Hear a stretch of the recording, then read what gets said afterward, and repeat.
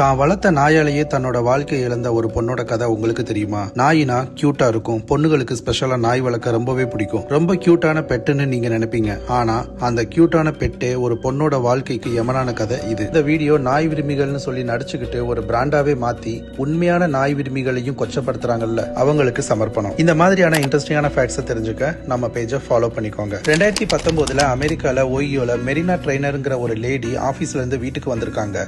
அவங்க வளர்க்குற German shepherd talk வழக்கம் போல அவங்கள லிக் பண்ணி விளையாண்டு இருக்கு. இது வழக்கமான விஷயம் தான். ஆனா ஒரு 4 நாளுக்கு அப்புறமா அவங்களுக்கு என்னைக்கும் இல்லாத மாதிரி காய்ச்சல் கூடி இருக்கு. என்னன்னு தெரியாம ஹாஸ்பிட்டல்ல அட்மிட் ஆகுறாங்க. அதுக்கப்புறமா அவங்க கை கால் எல்லாம் கருப்பா இருக்கு. இந்த அன்யூசுவலான விஷயத்தை பார்த்த டாக்டர்ஸ் என்ன சொன்னாங்கன்னா, நாய் நக்கிறப்ப அந்த பொண்ணோட கையில ஒரு காயம் இருந்திருக்கு. நாயோட எச்சில்கள்ல ஒரு விஷத்தன்மையான பாக்டீரியா இருந்திருக்கு.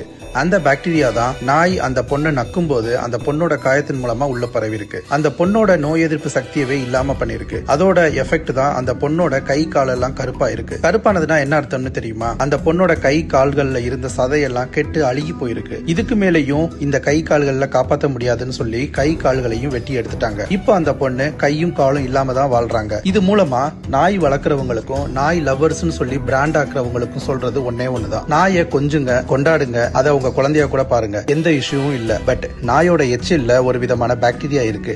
அது நம்ம உடம்புக்குள்ள போகக்கூடிய பட்சத்துல அது நமக்கு ரொம்ப பெரிய ஆபத்தை கொண்டு வரும். நமக்கே இப்படின்னா குழந்தைகளுக்கு சொல்லவே தேவையில்லை. நாயை நாய் மாதிரி பாருங்க. இதை உங்க ஃப்ரெண்ட்ஸுக்கும் ஷேர் பண்ணுங்க அண்ட் உங்களோட தாட்ஸை கமெண்ட்ல லீவ் பண்ணுங்க. வேற ஏதாவது இன்ட்ரெஸ்டிங்கான ஸ்டோரிஸ் அண்ட் ஃபேக்ட்ஸை பத்தி பேசணும்னு நினைச்சீங்கன்னா கமெண்ட்ல சொல்லுங்க, ட்ரை பண்றேன்.